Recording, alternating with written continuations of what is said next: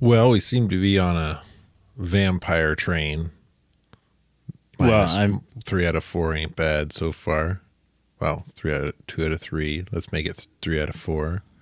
Have you seen 2 out of 3? What? You see, the last couple of episodes have been all vampire based, except for the last one you did. Okay. So I want to get back on the train. Okay. Have you seen Bram Stoker's Dracula? Which one? There's only one Bram Stoker's Dracula. Well, the movie. I mean, we're talking about movies. The guy wrote the book, so there's only one movie called Bram Stoker's Dracula. Is that true? Do you know that? I'm fairly confident. How many Dracula? I didn't say Dracula. Hang on, I'm just seeing Bram Stoker's Dracula. Shut up. Rah. There are.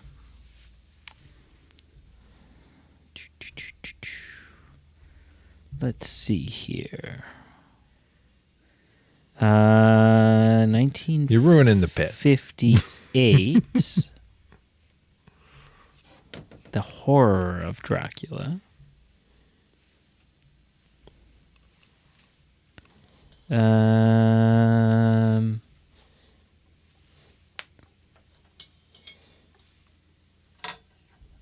I did. So which year? Bram Stoker's Dracula. No, I haven't. I haven't seen any of the. There's 2 technically titled that. What? Yeah. The 92 one then. No, I haven't. Well, let's watch it.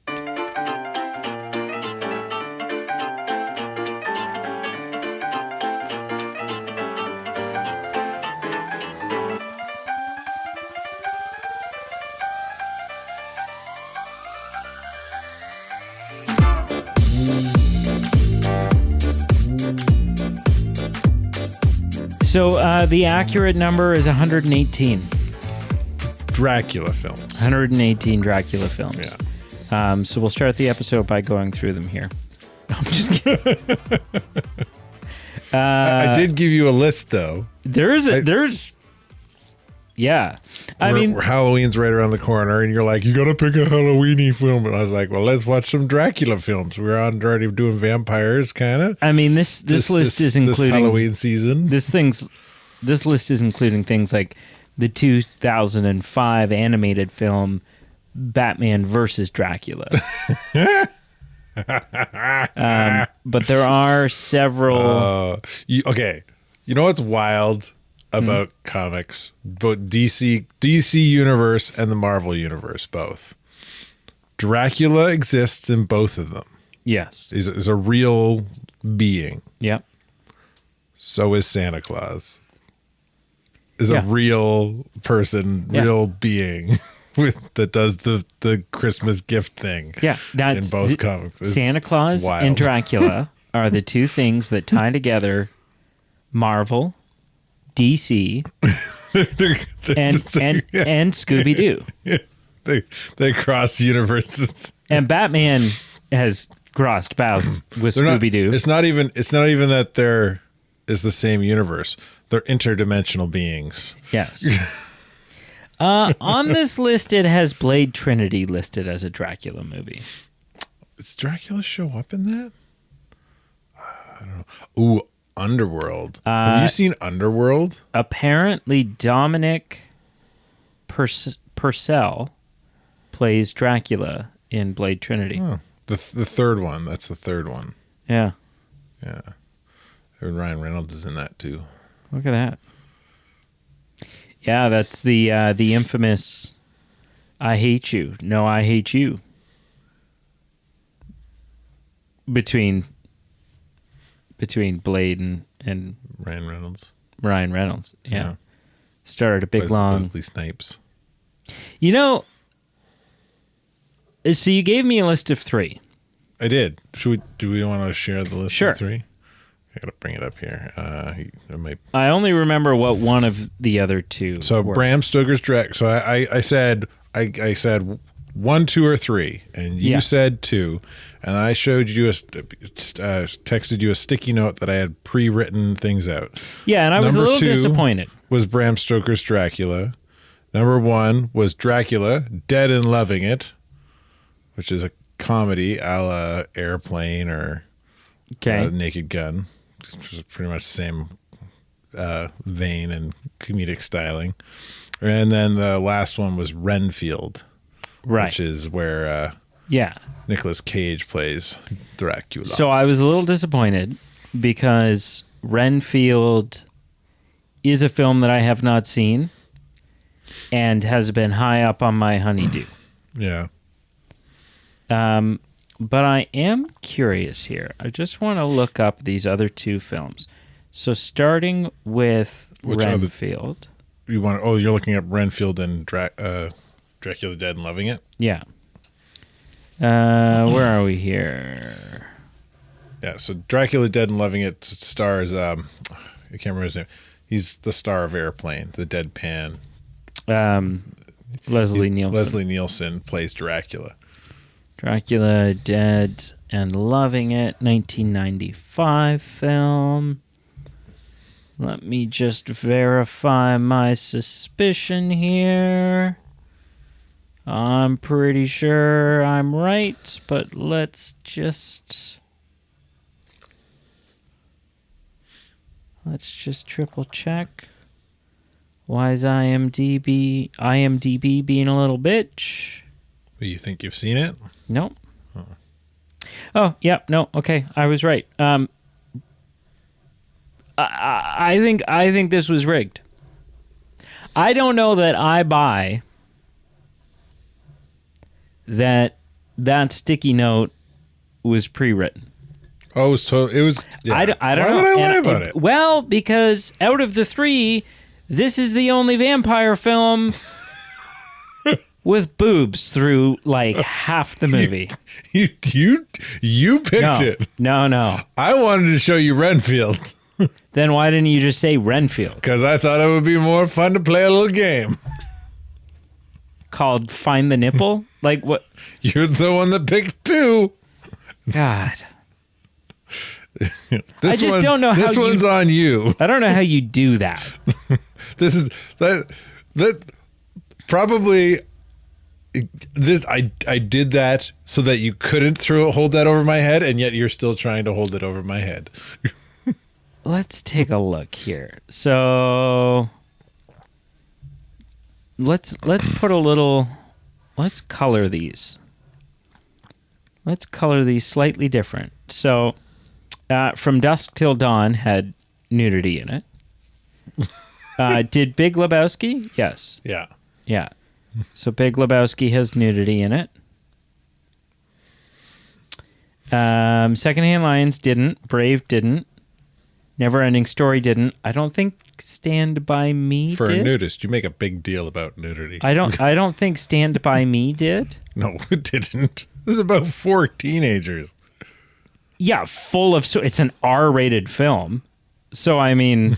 It's because they cuss the whole time. Means nothing. There could have been... No, like, Kiefer Sutherland's character or something could have had a Playboy or something. That would not have been off character. Sure. Did Highlander have nudity in it? I can't remember. So, Electric State didn't. Commando? I feel like probably Did we watch did. Commando? Yeah. Like the Arnold film? Yes. Oh, that's right, because your internet was crapped out. And Yeah. we had to watch something off the shelf. Mad Max. I mean, I'll have to go through... I know RoboCop did, I think. I'll have to go through this list and do a little bit of a deep dive, but I'm pretty sure half the movies you've shown me, half, have had nudity in them, which is just so funny that then I turn around... That you can show me a film like From Dusk Till Dawn, and you're like, it's a great vampire film. I never said that.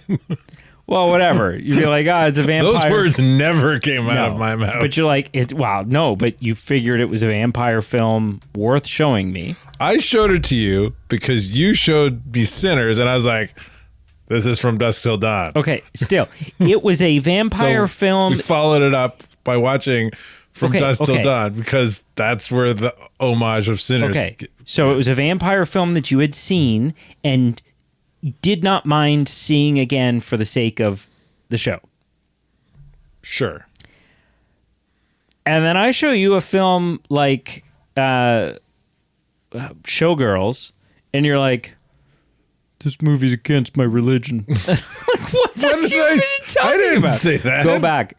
You spend you spend so much of that film talking about how you are like morally opposed to the film and how it's not. Yeah, I don't know if you were in a funk, but you were flying your conservative flag high that day, my friend.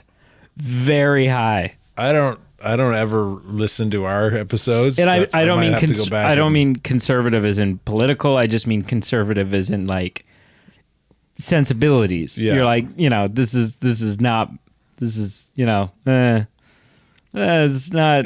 If that was what I was doing, it was probably more to the treatment of women than to the nudity. I mean, there's this. You want to talk about the truth? Never Ending Story was a pretty misogynistic film. What? It was about a kid reading a book. Yeah, a boy reading a book. They couldn't even cast a lead female in that film.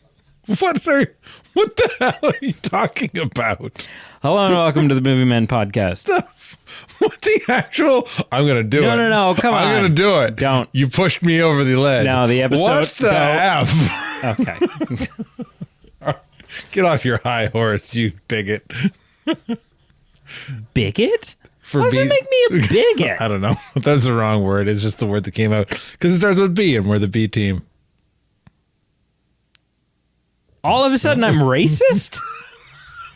I don't know what I don't know. You've thrown me off my saddle. I don't know where I am. On the ground. Crying. You're being a bully and you're being mean. There. I said it. So initial impressions? Sure. Okay. You can go first, boob guy. I've seen this film once before this. In my late teens. That tracks. It was a bunch of friends on Halloween. Lonely Virgin. That's Halloween movie with those are the words that boobs. came out of my mouth. No, I'm paraphrasing. Yeah, I think it's a really cool film. There's a lot of things I like about it. I don't think there's a whole lot I don't. Interesting. This could be an interesting episode. That's my impression. Go. What's yours? So there's two sides of this for me. There's the side of me. There's the side of me that's gauging this film based on my enjoyment, and then there's the side of me that's looking at it a little more objectively, going, "Is this probably a pretty good film?" I didn't love it. I didn't have a ton of fun. There's a number of reasons why that is. Looking at it more objectively on, is this a good film, though? I'm undecided. So I'm hoping to reach that point by the end of the episode where I have an answer for that. But right now, undecided. Like undecided, you don't have a number, or undecided, you have a number but you're not sure about it. I don't have a number at all. Oh, No, interesting. I am curious to see just real quick what the general audience kind of thinks about it. The Rotten Tomato. Yeah, so it's got a critic score of 69 and an audience score of 79. So 79 is high. It's not Hall of Fame film high. Yeah. But it's up there. That's kind of where a lot of cult classics usually end up sitting. Yeah. With the critic, not the critics, or the everybody else score. The audience score? Audience score. That's the word I was looking for. Yeah, so that's the other thing that's interesting is this a cult classic, or was it A box office. were people all over it right from the get? I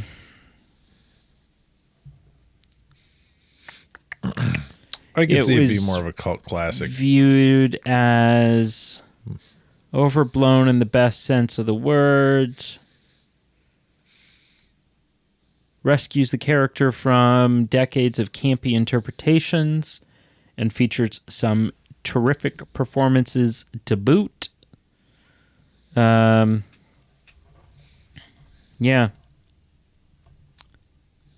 And there's a whole section here on Keanu Reeves's performance, which we will get into. Empire's Tom Hibbert criticized Keanu Reeves' casting and was not the only critic to consider the performance to be weak.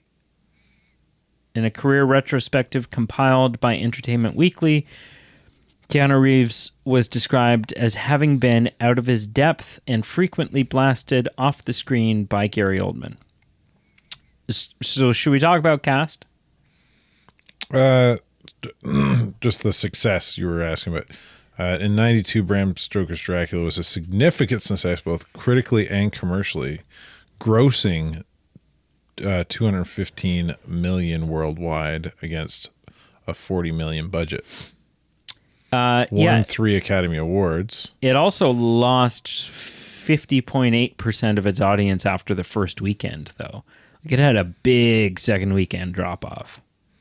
That like worldwide, that's still a lot of. It's still a lot of money, huge, but that's huge a gain. But that's a huge drop-off that can't be ignored. Three Academy Awards, not nominations, like won them. Yeah, but that is a big drop-off. So I would say like bigger than average drop-off. Yeah. No. I would agree. But like that would, with the Academy Awards and the financial success in a first week, that's a success.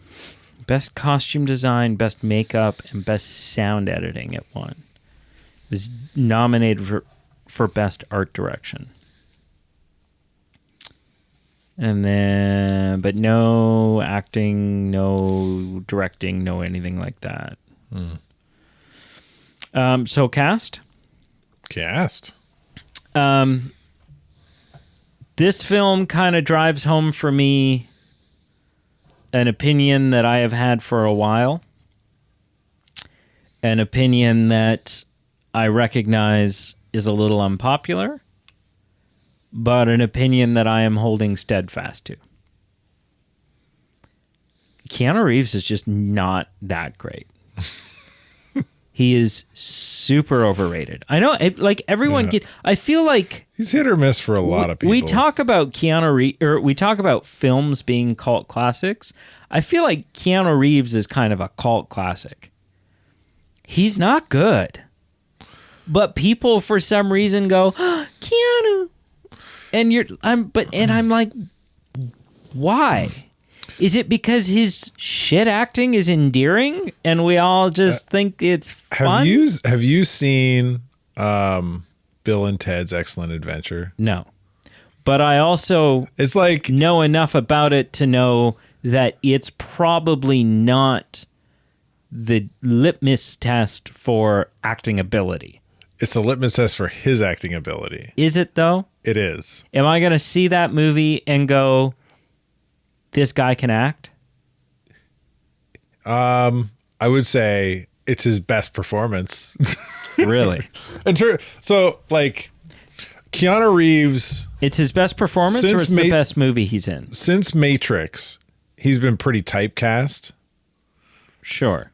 And I think part of that is maybe his choice, but also, like, it's what he works, like, what his acting ability works well in. or we'll lack say. thereof. Or lack thereof. Sure. Yeah. I'm not trying to defend him. I'm just trying to kind of state my observation. Sure.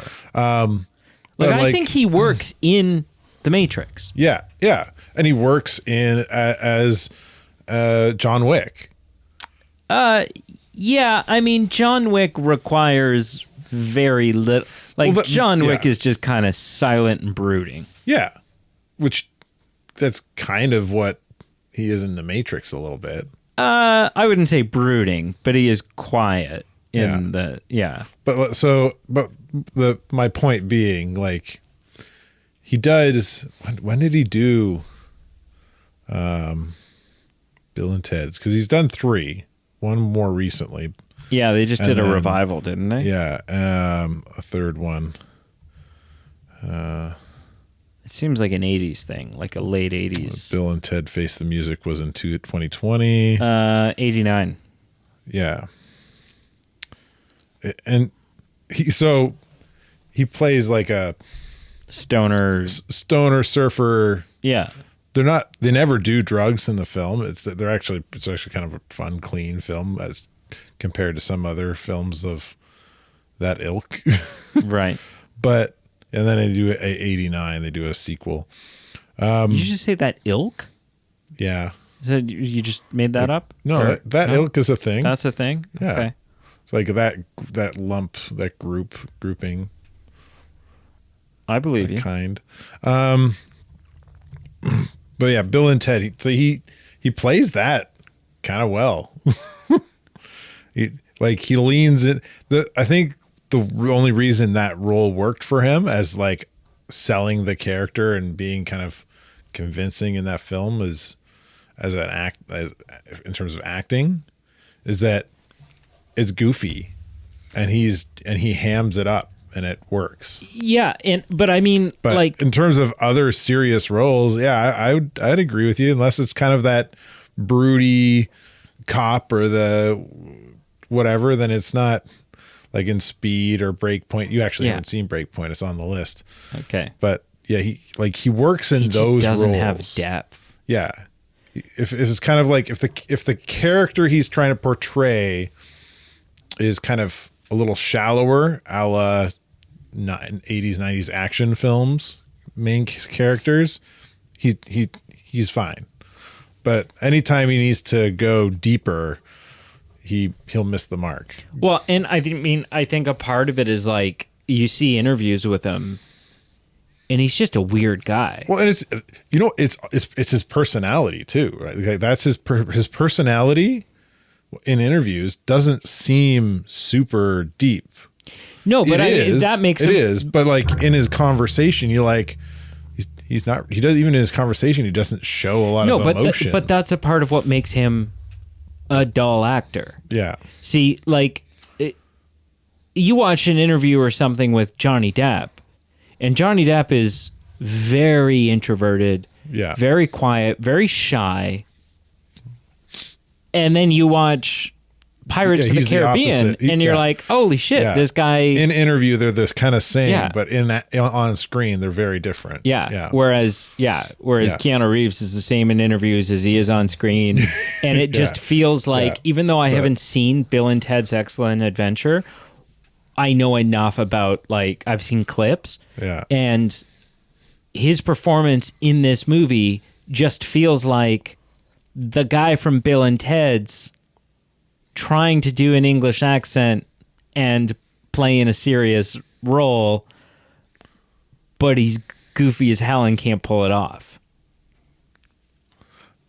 I think Bill and Ted's is the wrong comparison, but he doesn't pull it off. Everything was every it's very dry. It's very expressionless. There was nothing subtle. Like he's overacting every moment. And and I wonder if it's him trying to compensate for the fact that he feels like he's not hitting that. You think depth? He's overacting? At times. I feel like he's underacting. No, I feel like there's times where, even when he doesn't moments where he doesn't have a line, right? He doesn't necessarily have anything to say, but it's like, he's looking in one direction and then he hears a noise out the window and he turns and looks and his face goes through 4 different expressions in the process of his face convulses. Yeah, in the process of hearing the sound and realizing that there was a sound and then turning his head, it's like, my God, you've just felt so many things. Yeah, it doesn't work. He doesn't know how to do. I don't know if subtlety. I saw that. It's hard to understand what his character is feeling. Yeah, on the screen. Yeah, even when he's delivering lines. Gary Oldman is like when he's first meeting Dracula. Yeah, he doesn't seem scared when he should be. He just seems more kind of he doesn't know, maybe confused. He doesn't know what's up with Dracula. He just thinks Dracula is this weird old recluse. Well, but he sees him crawling down a wall at one point, and he's just like deadpan face instead of being like freaked out. Okay, well, you said when he first meets him, so I'm picturing like the scene at the door. A few weeks there, but yeah. But I'm talking about like those first couple shots, which is probably the first half of the film. That's not the first half. It's the first third, anyways. Quarter, maybe. They spent a lot of time in England compared to Gary Oldman is at his castle. Ever the chameleon. You don't even know it's him. No, a little bit when he's playing the prince and he's sort of courting Nina. But the clothing and the makeup just really I could still at that point I could pick out that it was his face, but even in like the beginning where he's like young living Dracula, right? Yeah, I could not tell it was him. No, I knew it was. Yeah, but I wouldn't have picked it out. Yeah, I could have watched this whole film and not have known, except for maybe a few moments where I would have gone, wait a second. Yeah. Yeah. So that's good. Well, we sat down to watch it, and I think you said Gary. I asked you who's it. Do you know who's in it? And you said Gary Oldman, and you're like, and I was like, shit. Gary Oldman. I legitimately was like, what? Yeah. And then I watched the whole film looking for him. I was like, who is he? And then I bring him up. I always bring up IMDb before we start, so I've got the list of names, and because I'm crap with names, and I was like, oh, he was Dracula. Holy crap. Really? Yeah, legitimately. That's amazing. That's amazing. Yeah. Sad, but amazing. I think Winona Ryder's okay in this. Winona Ryder. Isn't she your girl? She's another one of those performers where, like, I don't think Winona Ryder's ever been worthy of an Oscar. She's not a bad performer. I think she's a better performer than Keanu Reeves is. Oh yeah. But she's not like. She's not. She's just not an Academy Award winning actress. But I think she's good in this for what the role is. And then Anthony Hopkins. I'm a little confused about Anthony Hopkins in this film. You didn't like him as Van Helsing? Well, I did. But my question is, in this film, does Anthony Hopkins play two different characters, or is Van Helsing hundreds of years old? Based on what? Based on the fact that Anthony Hopkins also plays the priest at the beginning when Dracula is renouncing God and freaking out in the church. And is he? Absolutely. He's only credited for Van Helsing on IMDb. I am 90% sure. How old is Van Helsing in Dracula 1992? Around 70 years old. Yeah, so that's not him at the beginning? Priest at the beginning. He did. Yes. Yeah, he plays both. And so that's confusing. and weird. If he's not the Maybe same, he's a descendant. if he's not, but do you know what I mean? If he's not the same character, then why? Right? Like, Save on money? yeah, but that just threw me off. And I'm sitting there going, wait a second. So is this... Dracula kills all the priests in the beginning. Yeah, but I mean, it's Van Helsing, so who knows, right? He's got some sort of elixir or something. Maybe he's meant to be. Maybe it's meant to be like the descendant of, because he has an obsession with vampire. Yeah, because he's like, I've been hunting for them. I've been wanting to find them. Sure, but then one like very short throwaway exposition line of like, for my family for generations of then great. Yeah. But other films leaving you with things to speculate about is not a bad thing. This is not something you want to be left speculating about. We're not supposed to go, wait, was that the priest from the beginning? Or is he playing two different characters? Right? Like, that's not what they're intending. I never picked that up. I didn't even realize that Well, you didn't know Gary Oldman was playing Dracula. I wasn't paying attention close attention to the priest. And then Cary Elwes plays the rinky-dink fiance, boyfriend, the American. Yeah. Yeah. This is a confusing film for me. It gave you feelings you didn't know you had about vampire, yeah. No, it you got a little tingly downstairs, and you're like, "What's going on?" Oh, shut up. I looked it up, and it says that this film it's faithful to the book in some ways. If it differs from the book in others. So, but 90% of book adaptations. but it is considered to be one of the more accurate, if not the most faithful to the book adaptation. And so what I'm about to say, it's hard to say if this is, having not read the book, it's hard to say whether or not this is a sin of the film or if it's a sin of the book, that the film was just like, well, this is the story, we got to do it. My God, this film jumps around a lot. We go from like following Harker. Keanu Reeves' character, and what's going on with him Harker at the castle. And then we just kind of abandon that.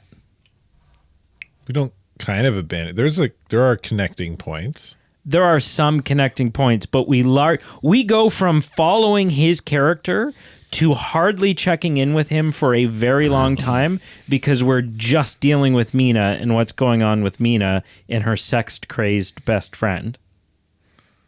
Like, for half an hour, we don't check back in on what was, at the beginning of the film, the plot line. Do you mean Dracula? No, the film starts out with Dracula. Sure, as a pre-title expositional setup shot, like the the prologue, very important. The prologue shot of like who is Dracula. Yeah. But then as we get into the first act of the film, we are through the eyes of Harker. We are that is the character that we are following. We are going with him from England to Transylvania. Right. And meeting Count Dracula. Yes. As Harker. Yes.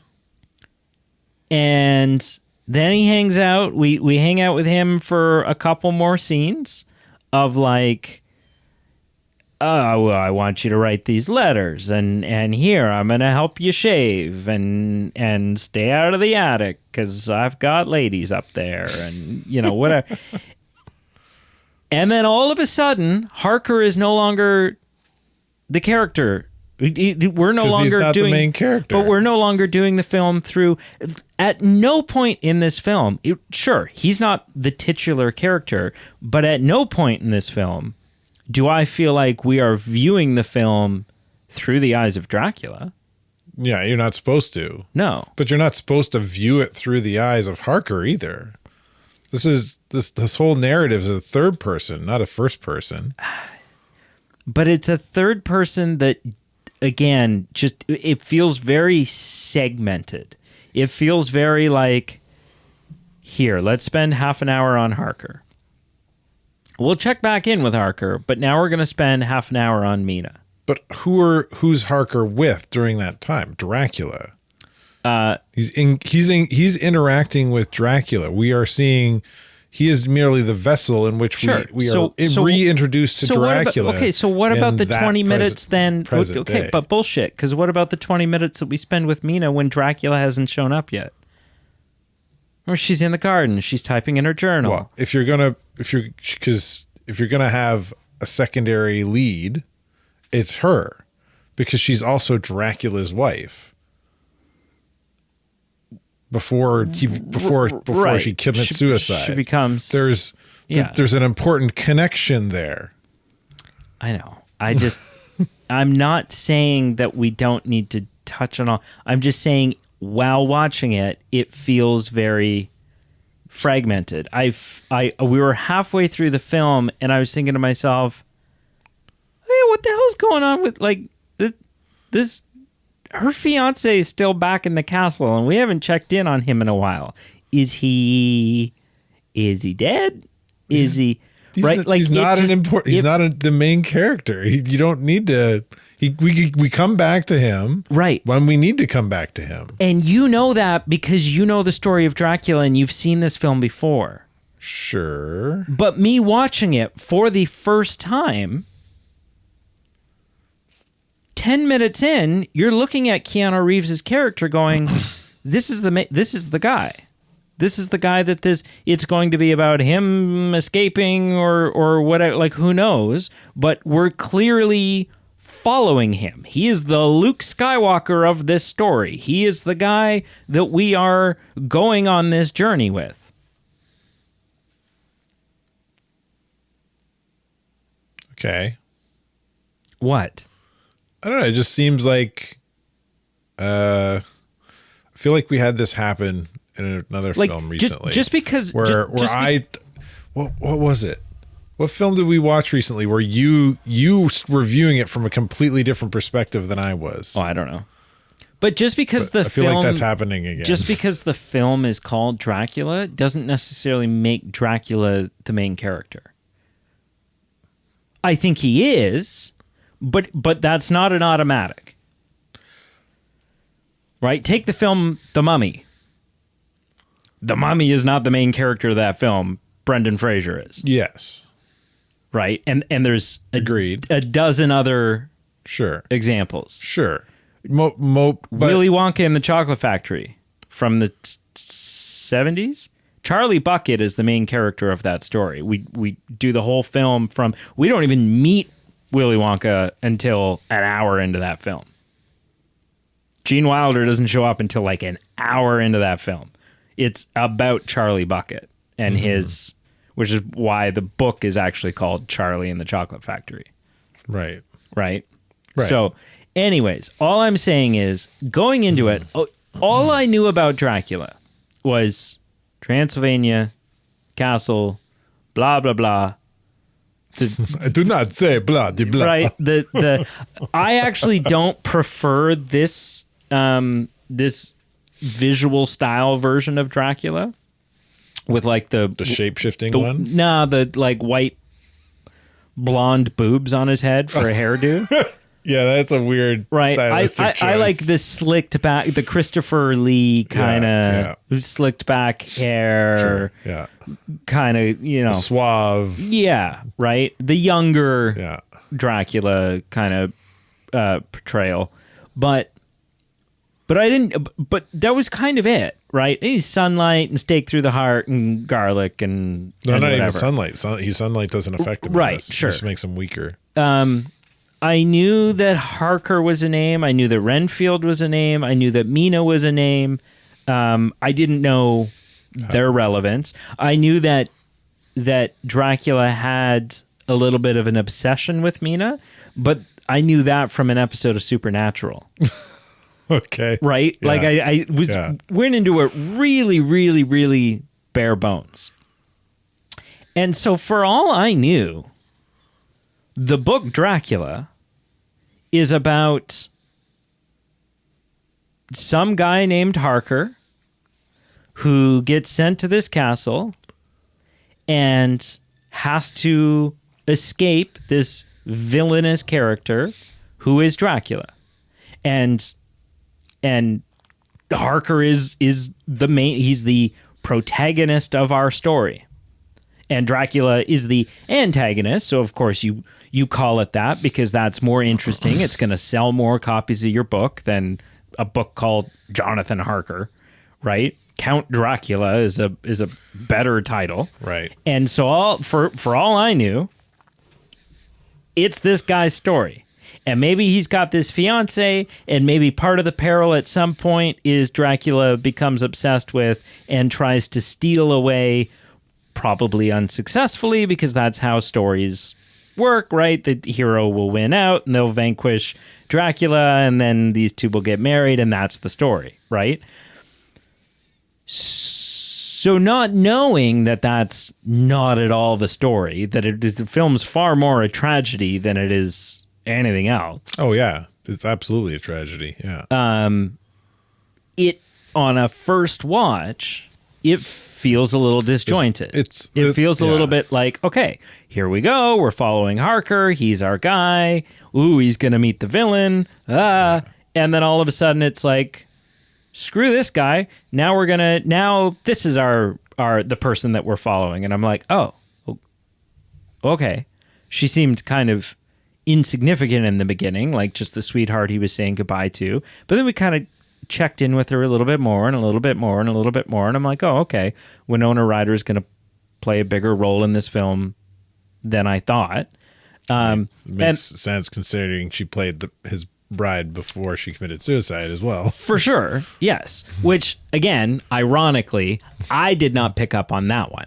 Really? Yeah, I did not realize. I didn't. They did very I mean, the fact that you picked up on Anthony Hopkins being the priest and Van Helsing. It's Anthony Hopkins. It's Anthony Hopkins, sure. But Winona Ryder's your girl, and they did stuff to like make Anthony Hopkins look a little bit different between the two characters, at least, where they did very little for Winona Ryder. I mean, I could also tell right from the get that Anthony Hopkins was the one narrating the film. Oh, yeah. Right? And so I was like, I think that's why I recognized right away that priest was Anthony Hopkins, because Anthony Hopkins heard his voice. Yeah, it was already on my mind. And I'm like, oh, wow, there he is. There you go. Right? Yeah. So Winona Ryder in this film, is she credited Yep. with both roles? Yep. Oh, okay. Yeah. Interesting. Okay. Yeah. Yeah, I had no idea. Yeah. Until you said it just now, I had no idea. This film is essentially a homage to Romeo and Juliet. Yeah. Right? Yeah. Sort of. Well, stop. Just that was the first time I did it this time. Relax. No, it's the second. What? Yes, audio will prove. Pete, I know you're listening. Do a count. How many times has Carl punched the microphone? But yeah, like it's very much Romeo and Juliet. Two lovers, one dies, the other one one of them thinks the other's dead, kills themselves. The other one is still alive. That's the first 5 minutes of this film. Right, but then Romeo and Juliet. The film ends with them getting together, and the other one dies anyway. And well, not exactly Romeo and Juliet, because they both end up dying in Romeo and Juliet. But it's kind of the same vein. So maybe not. And Romeo and Juliet has got an entirely different moral to it. There's a whole thing of two separate warring families. Yeah, which there kind of becomes that a little bit in the middle of this film with vampires versus humans. Nah, that's a stretch. Yeah, I'm stretching. But there is a bit of an homage here, I think, to that. The other thing about this film that for me, I'm like, is it? There's moments where it gets fever dreamy. There's moments where it gets, what is happening and why? When Dracula's in different forms. There's that. The werewolf form is weird. There's the werewolf thing. That one's always weird. Because at first you're like, okay, now there's a wolf, and is this it's not apparent right away that it's Dracula, and then there's like one inexplicable shot of Mina locking lips with her friend Elizabeth or whatever her name is, and you're like, what? Why are they kissing now? And then, but we don't circle back to that. It's just a shot of two girls kissing because why not? Yeah. So there's definitely they're dreaming or having weird Dracula's. Oh, I'm just so happy you're engaged. And, kiss me, like I don't. Which I'm glad is not something that that we're not doing that. Glad that's not how you're engaged. We're not doing that. Yeah, it's not a thing. It's not a thing. But yeah, so that was the other part where I was just like, are we just throwing imagery up for the sake of making it feel horror-y and weird and monstery? And I think there's a little bit of that. Trippy. I think there's a bit of the purpose of it is probably to convey Dracula's powers, the different abilities he has to, I guess, manipulate mind and a bit those kind of things. But it's a weird way to do it. It's a weird way to do it. It also feels disjointed stylistically. Like when the film starts out, and not even just like in the old, like not even just in the prologue, but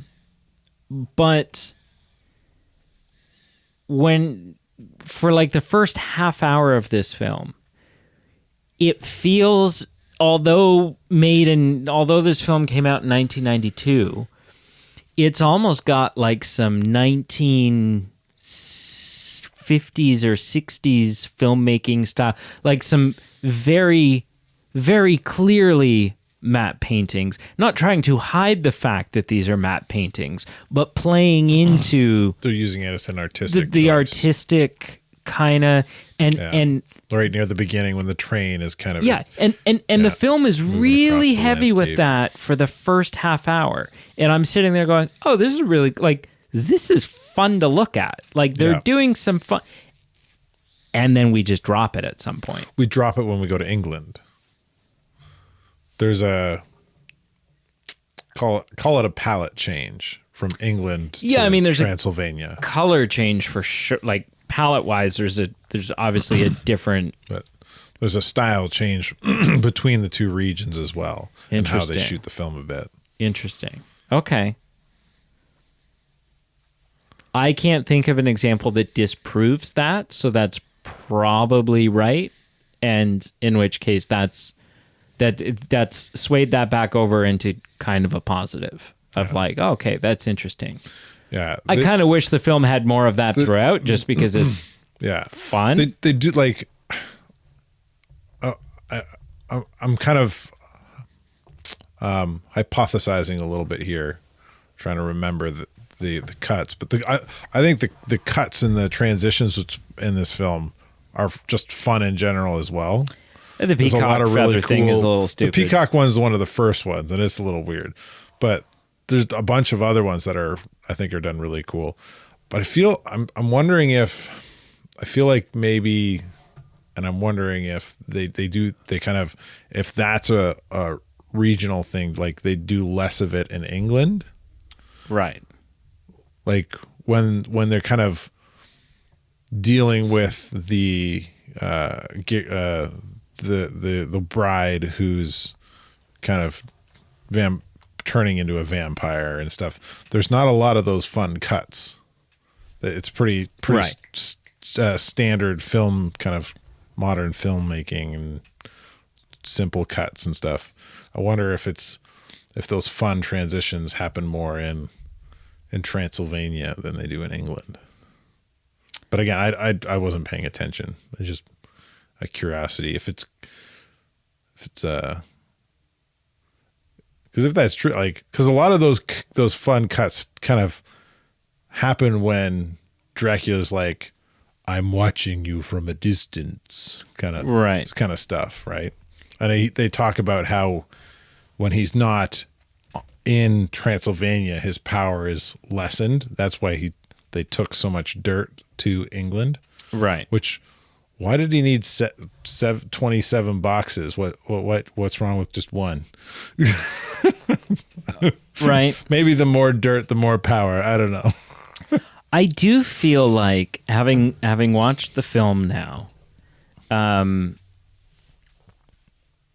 I'm gonna put this as a little bit of a knock against it, especially because this is sort of heralded as the most book accurate version.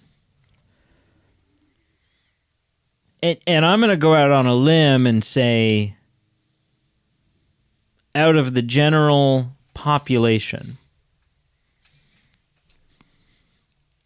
maybe 10% of us have read Bram Stoker's Dracula. I haven't read it. I've never read a vampire movie ever or book ever. It's probably not a huge number. It feels, in many ways, in their sort of show but really don't tell, like don't explain most things, just kind of show it. This feels like Francis Ford Coppola made a film for people who love the book Bram Stoker's Dracula, right? Like, it feels like this is made for fans of the book. And that as opposed to fans, because there's fans of the book, and I think that's probably a small number, because is probably a small number that have actually read the book. I think fans of the character or fans of the idea of Dracula, much bigger number.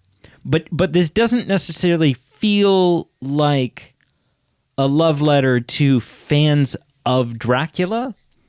It feels like a love letter to those that have read the book.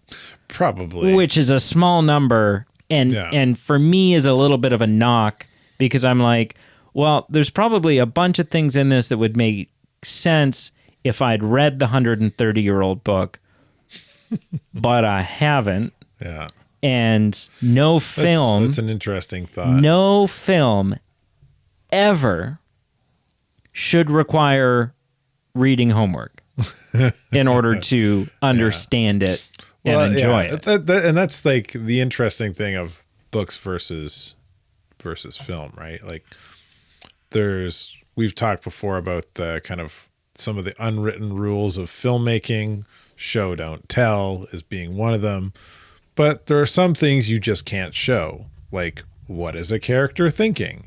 You can kind of get facial expressions and things, but like, I think one of the best examples I can think of is, have you ever read any of the original trilogy novelizations for Star Wars?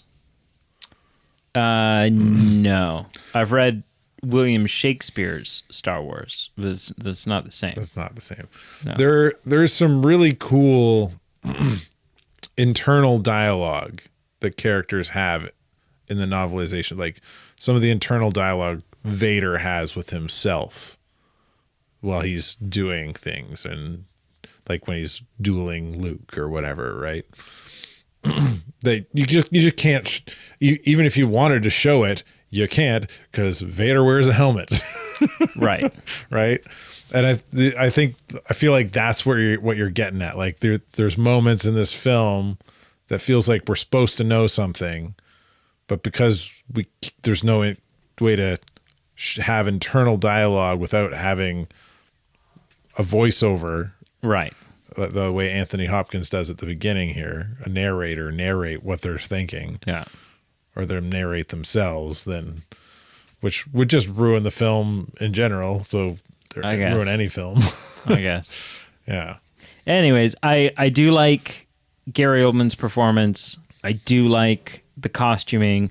I do like the overall aesthetic and set design and feel of the world.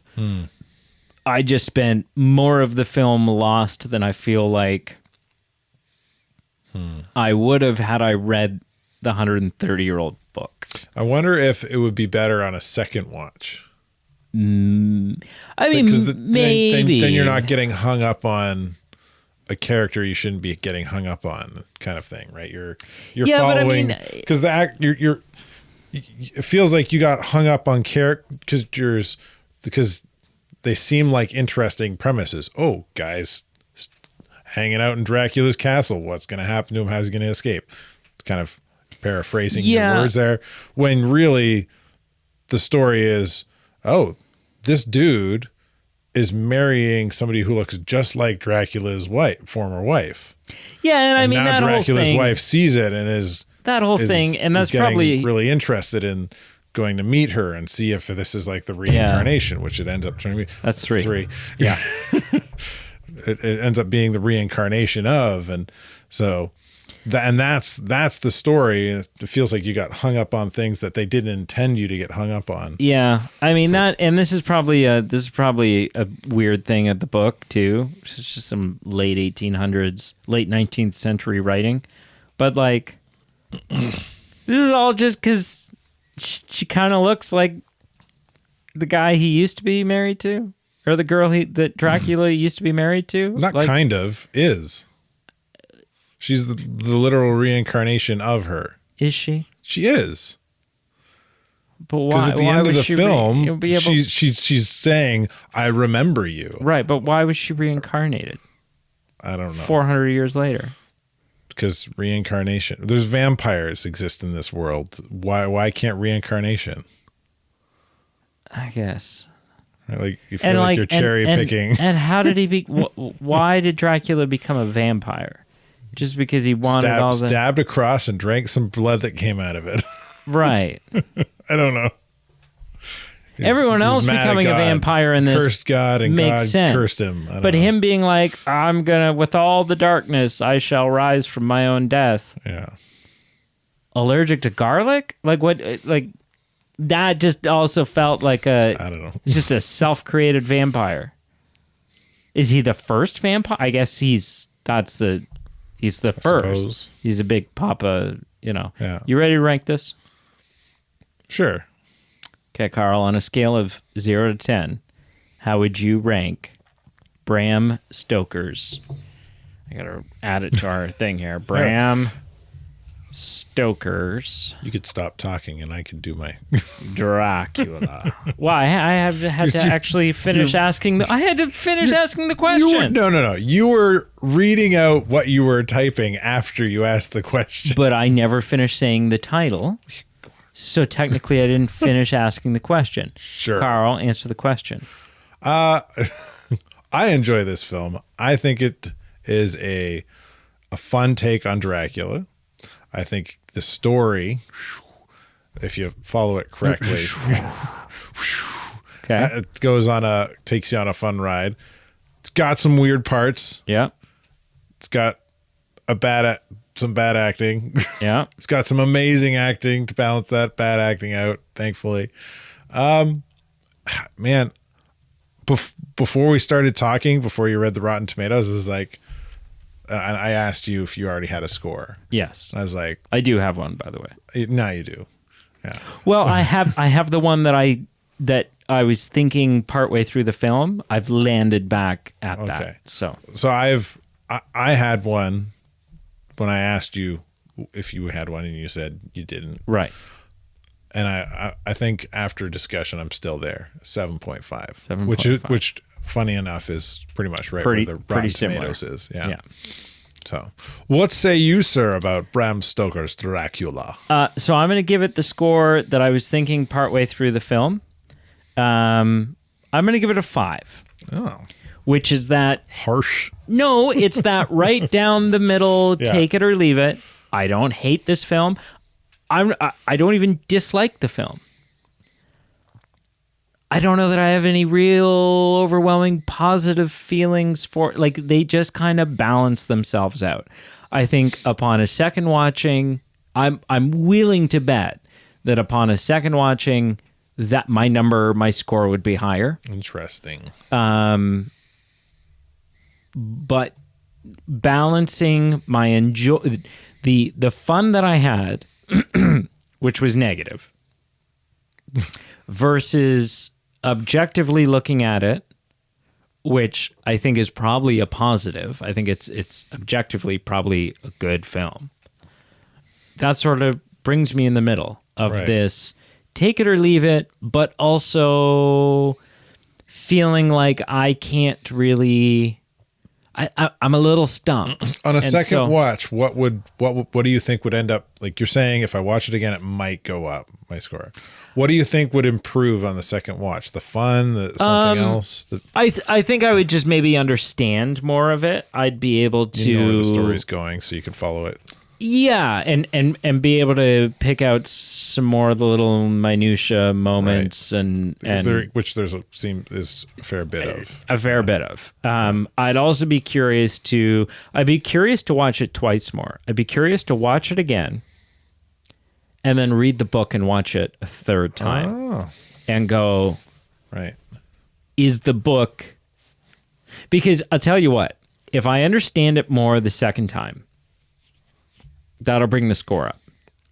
If I read the book, and because I've read the book, the film makes a ton of sense, that would knock the score back down. Because I would be like, that's bullshit and shouldn't be the way it's supposed to be. Interesting. Make sense? Yeah. Before we talk about what we watched this week, I found this amazing article today. This is one of those things that I absolutely love.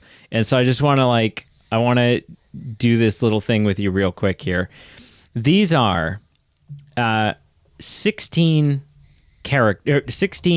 people, historical figures that lived a lot more recently than you maybe think they did. Okay. Does that kind of make sense? I know exactly what you're saying because I've seen a comedian do a bit on probably one of these people. On Picasso. I've seen that bit too. Yeah. It's hilarious. So Wyatt Earp. Do you know who Wyatt Earp is? Yeah, cowboy. Yeah. Wyatt Earp was alive when the first Mickey Mouse cartoon premiered in 1928. What? He was alive to watch a TV. That boggles my mind. The second one on this list, Pablo Picasso, was alive when The Godfather came out in 1972. Okay. Number 3, Laura Ingalls. Like the real life person that Little House on the Prairie is based on. Okay. Laura Ingalls was alive when the 10 Commandments came out in 1957. Okay. That doesn't surprise me. Rosa Parks. Rosa Parks. Like Africa. Yeah. Rode the bus. Yeah. Was alive when Lost premiered in 2004. Yep. Okay. That doesn't surprise me. Salvador Dali.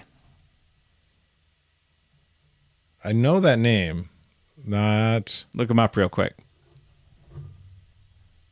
Salvador Dali.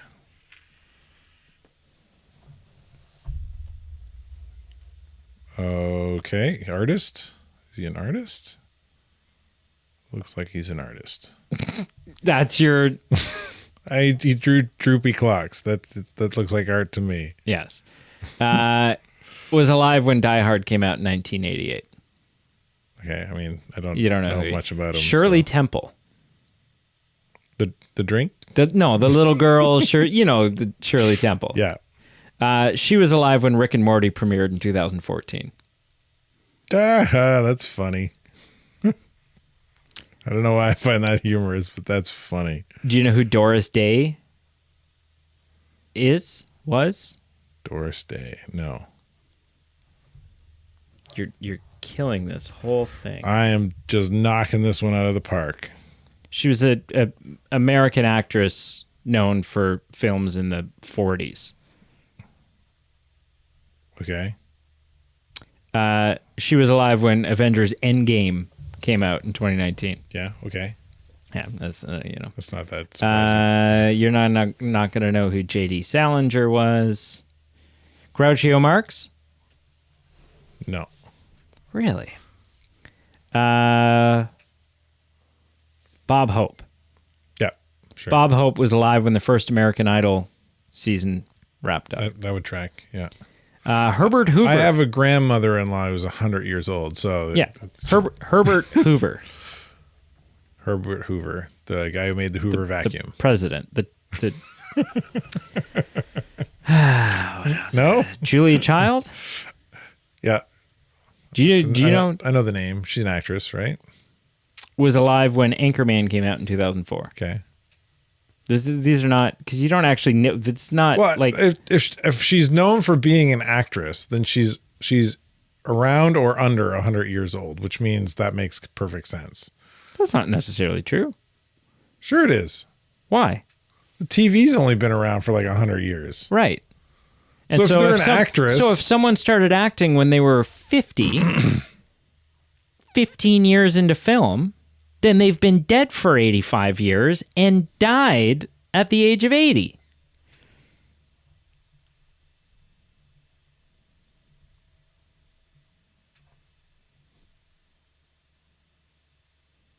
You're struggling with that? no, TV's only been around for 100 years.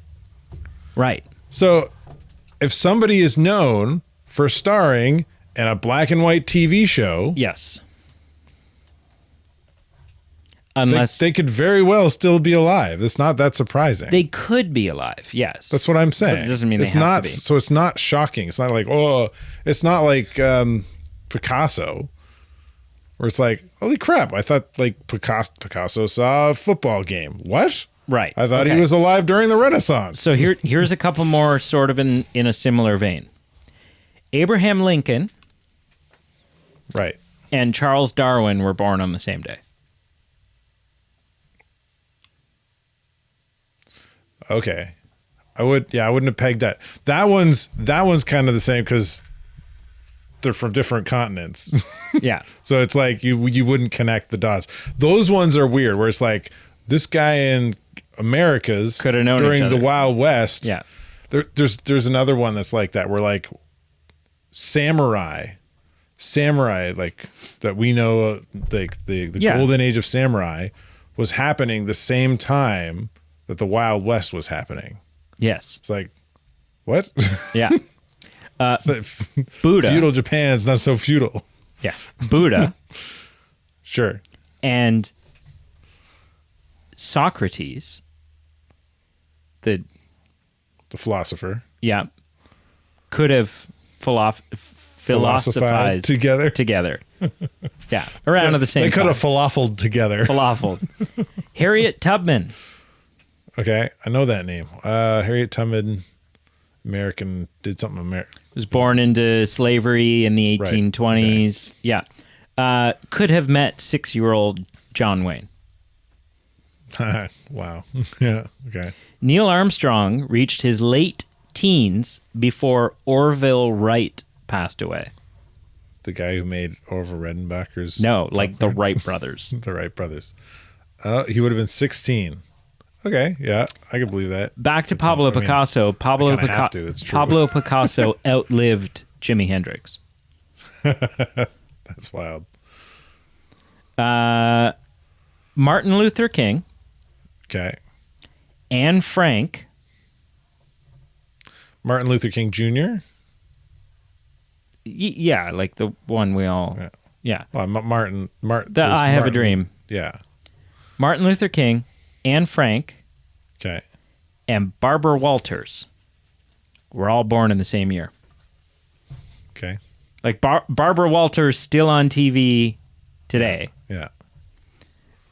Leonardo da Vinci was a year younger than Christopher Columbus.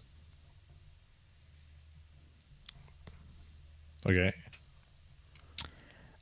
Betty White This one will bend my mind.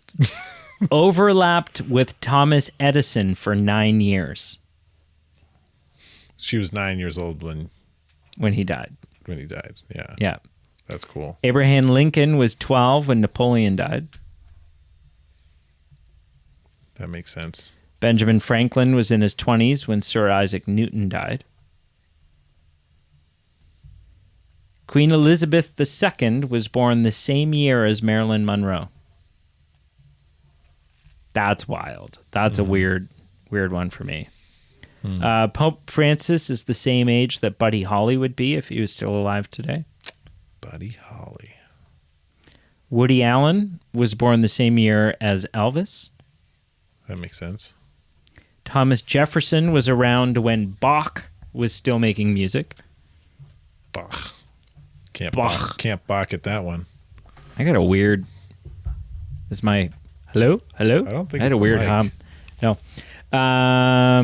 Donald Trump It's your computer. was around for... Computer's fan. So No. It's not your mic. Take your headphones off. No, for a I got sec. like a vibrating, buzzing... Anyways. Probably your computer. Like I can. No, your computer is working harder than no, normal. it's my I can voice. hear It's your- there's something in my voice. My voice okay. sounds like it's. You know, when you're a kid and you do that thing where you like take a comb and you put some wax paper over it and you talk through it. And I'm getting that.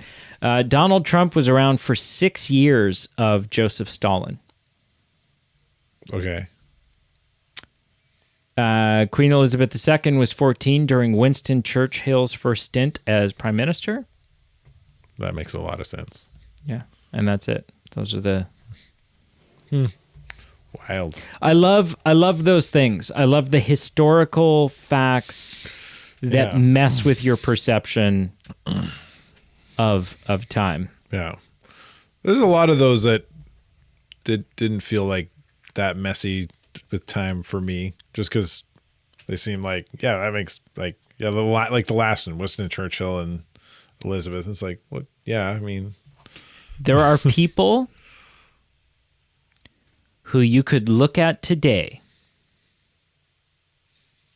and say it, and they could say, yeah, my dad was 8 years old when the war started. The Civil War. Not World War II, not People World War alive One. today? The Civil War, yes.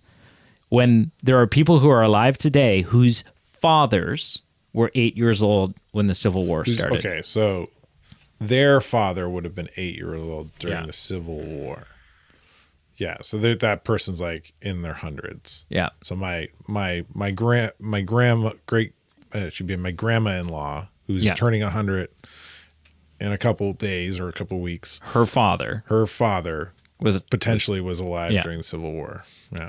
woolly mammoths were still around while the Egyptians were building the pyramids. That one's a wild one. I've heard that one before. Right? That one twisted me.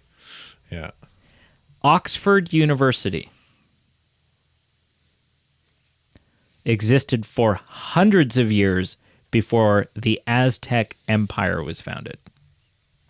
In England. Oxford in England. Yeah. Yeah. Okay.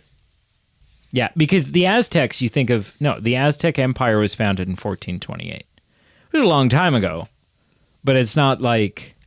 Yeah, and that doesn't mean that. Yeah, and that's just saying that empire was founded. That's like there's probably some weird Roman Empire timeline stuff that's similar, right? George Washington died in 1799. The first dinosaur fossil was discovered in 1824. George Washington never knew that dinosaurs existed. First in America or first ever? Ever. What? That feels wrong. Surely they found something in Europe prior to that. Nintendo, the company, not the console. Right. But Nintendo, the company, was founded when Jack the Ripper was still on the loose in 1889. Yeah. It's funny. Yeah.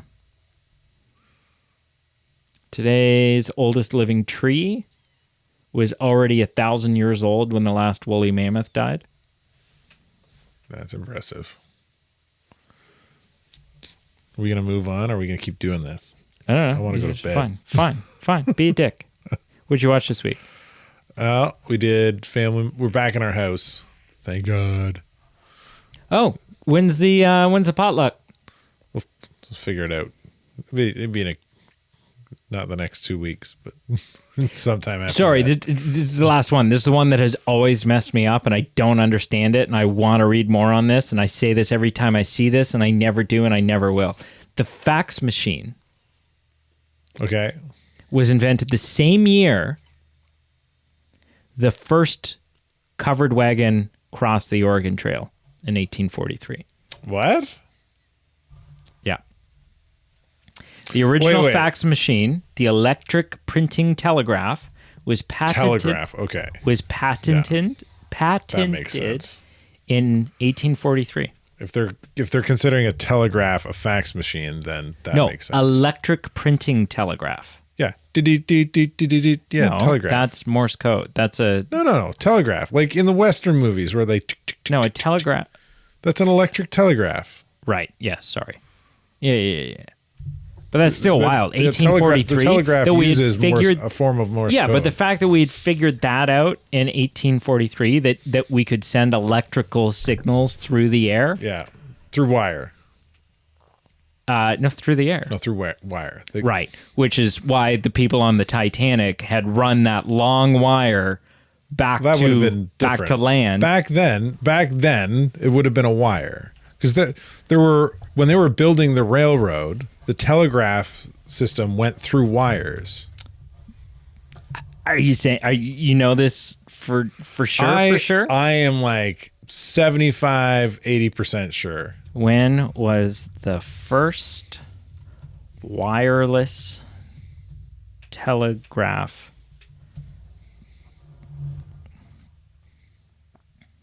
Because what you're thinking of, wireless, would have been the Okay, Canadians in Newfoundland to Europe. 1895 was the first wireless telegraph. Newfoundland to Europe, right? Followed by invented by Marconi. Yeah. Still wild. Yeah. Wild. Anyways, what'd you watch? Yeah. So we're home. We did family movie night Friday. We watched Wall-E. Wall-E.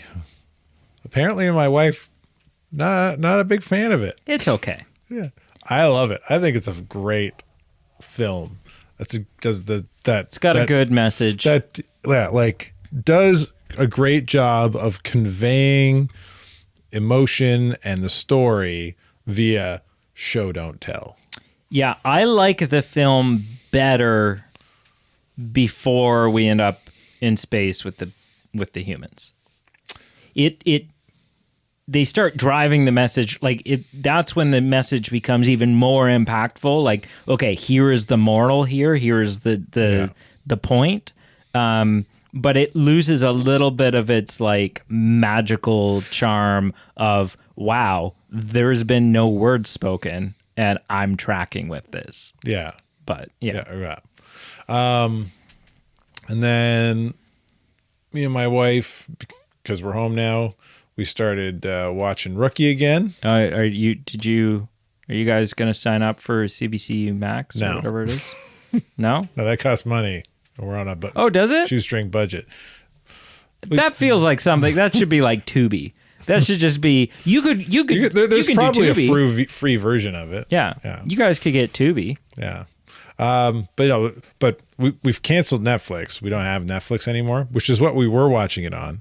but it also happens to be on Disney Plus at the same time. Somehow. Which is what? What are you watching? Rookie, right. with Nathan Fillion. Yeah. The guy is such a gem. Have you ever messed around with Tubi?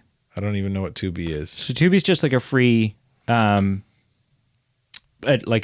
ad-supported streaming thing, right? They've got all kinds of like well-known movies and shows and stuff like that on it. It's just every 20 minutes you watch minute and a half of ads, right? Yay. And you can use it without an account, or you can create an account, again, for free, all 100% free. You can create an account, in which case it just remembers your progress while watching a movie and can give you better recommendations. What's really funny about Tubi is, even though there's like big, like John Wick's on Tubi and whatever, I have Tubi installed on the TV. We'll watch some stuff on it every so often. I don't have an account, which means it can't recommend anything to me based on... It can't create an algorithm. No, because every time I sign on or open up the app, it's like for the very first time. And under recommended, every single time, it's just like 80s softcore porn. It's just like Attack of the Babysitters Part 3. And you're just looking at the poster going... They just spend most of this movie having pillow fights, like this. Yeah. I don't think that's something I want in my house. No, you just gotta create the login, and then all that stuff disappears. Okay, but sure. It's just funny that it's like every time I fire up the app, people are like, we have like, if Brian's siblings are over, mom over, and they're like, why is this your recommended? And I'm like, I don't know. It doesn't know who I am. I don't know because it doesn't know. Yeah, exactly. So we watched Rookie. It's a great show. And I started watching the second season. Into the mic, sir. I started watching the second season of One Punch Man. So hilarious anime. It's really funny. So most action animes kind of have this power scaling thing, kind of like think Dragon Ball Z, where like the guy... I've never seen an episode of Dragon Ball Z. Okay. Let me explain it real quick. So most power fantasy animes where the hero is some kind of superhero antagonist, right? Protagonist. Sorry. They face an opponent that seems stronger than them, so they train their butt off, and then they become more powerful and can outbeat them. Okay. But then another one comes around, and that one's villain comes around, and they're more powerful, so they got to train. So it's this kind of never-ending power scaling story. Sure. One Punch Man takes that and flips it on its head in a really fun comedic way, and that our antagonist can destroy literally anything with one punch. So the whole premise is he wants that battle with something that's as stronger than him, so he can challenge himself. But he just one hit thing, monster explodes, and he's like, "Oh, not again! I just want to challenge." And he lives in a world where superheroes exist. And there's a superhero like kind of registration and hierarchy, and he just wants to be a hero for fun. There's 2 seasons of this, and it hasn't gotten old. It's hilarious. No, because they ham it up. There's a little bit more story arc to it. Okay. Yeah. And where do you watch this? What is this on? It's on Netflix. It's also on Disney Plus. Disney Plus. It's dubbed, so you don't have to read subtitles. It's fun. It's really fun. I will check it out this week. Watch one episode. I will. Let me know what you think. All right. Yeah, this is wild. What did you watch? All the things. So. All the things. Well, let's go home. I just watched everything. We finished Ahsoka. Yay. We've watched one episode of Skeleton Crew. Oh. Was No, Ezra, your turn. Go ahead. Was Ezra building the lightsaber not the most great moment, a great cinematic moment? Yeah, it's fun. It's fun just because, like, it's fun with the bickering and banter between him and Hu Yang. Yeah. Right? Because Hu Yang's like 25,000 years old. Which Ezra has never met him before, though, so he doesn't know that. Which is also amazing because the whole time I'm watching this show, I'm thinking, my God, he was built to last. Like, Hu Yang's in great shape. He's in far better shape than C-3PO or any other droid that's only like 60 years old is. This guy's 25,000 years old and still kicking. Yeah. He does look dated in a design. In his design. Yeah. Yeah. So there's that. But yeah, when he figures out what Ezra's looking for, and he's like, "Oh, I know what you want. Yeah. There's only ever 2 of them made." Yes. He's like, "How did you know?" "Oh, I gave your master the other one." The other one. Yeah, that's a great moment. Yeah. So watch that. We're on to the first episode of Skeleton Crew. Oh, cool. Yeah. Have you seen Skeleton Crew? I have not. It's fun. I'm throwing around the idea of starting it. It's fun because it's very it starts out and it's Star Wars that you've never seen before, in the sense that it's like, this it's supposed to be kid friendly. Well, and it's suburban. Right? Yeah. So I mean, the first episode is so far. Could I show it to my 4-year-old? It's got to focus on pirates. Which are not like the fun, pirates. Yeah, but it's not like fun swashbuckling pirates. It's like Hondu style pirates, right? So may watch the first episode yourself and make that judgment call. Right. But it's like, this is suburbia. This is Star Wars with kids getting on the school bus to go to school. Okay. Right, and so it's like it's like a macro lens, right? It's like, okay, here's this wild world of Star Wars. Micro. And macro's big. But zooming in on something, right? Micro. Making something big. No, because if you have a macro lens, you're using your macro lens to take pictures of insects and have it be a really big. That's what they call it in photography? Yeah, it's a macro lens. Weird. But it's like looking at Star Wars through a macro lens, where you're like, okay, we've done these big stories. We've done these zoomed out stories where it's the whole galaxy's at stake. Whereas this is, okay, let's take that macro lens and let's zoom way, way, way, way, way in on a planet that is just kind of living life and doing its thing, and let's see what that looks like. Not a trading post, not a spaceport, not a whatever. You're looking it up because you don't believe me about the photography thing. I believe you about the photography thing. You're wrong about the phrase.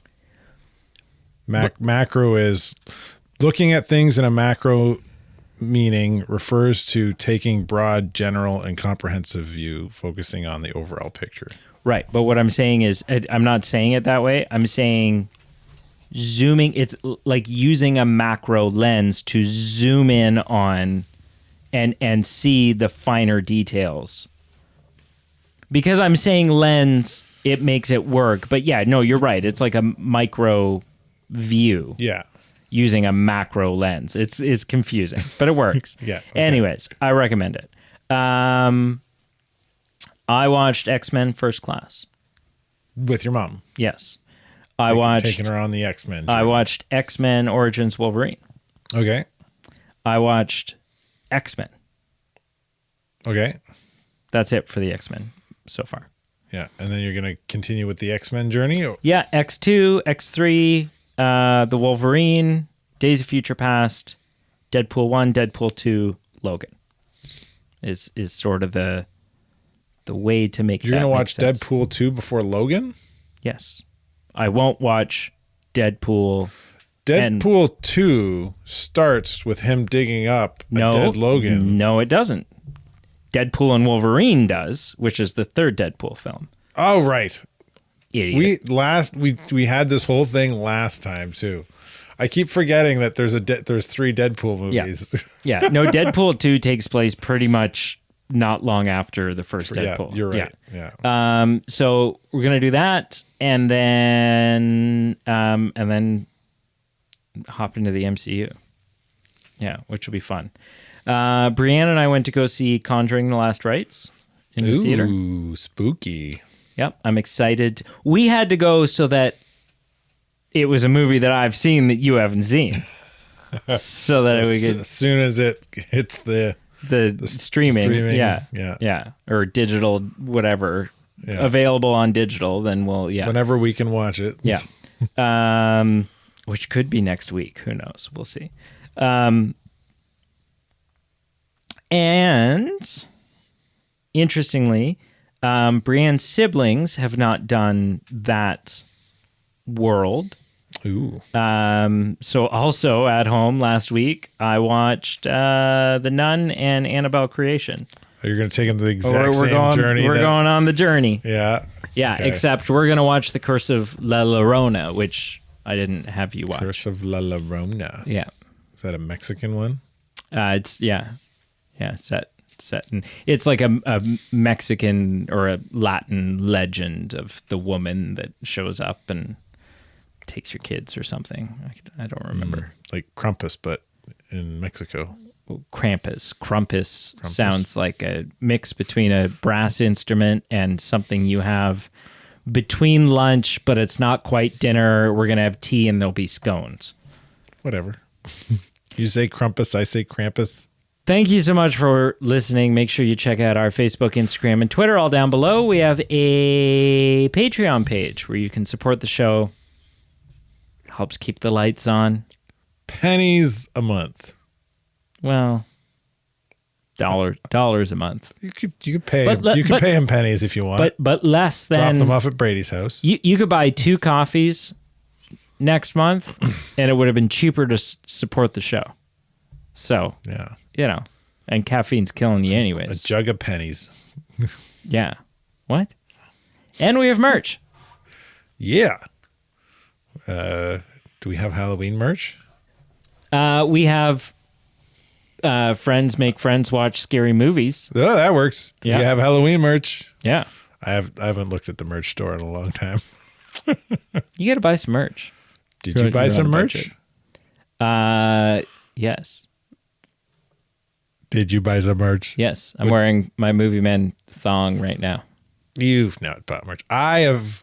Actually, I never You bought have no. merch either. We've bought merch for you. I got merch because I signed up for Patreon before I was on the team. Yeah. Yeah. And that was a Patreon. Oh, is that still a Patreon thing? It's not currently one of the Patreon tiers. You should add it to a tier.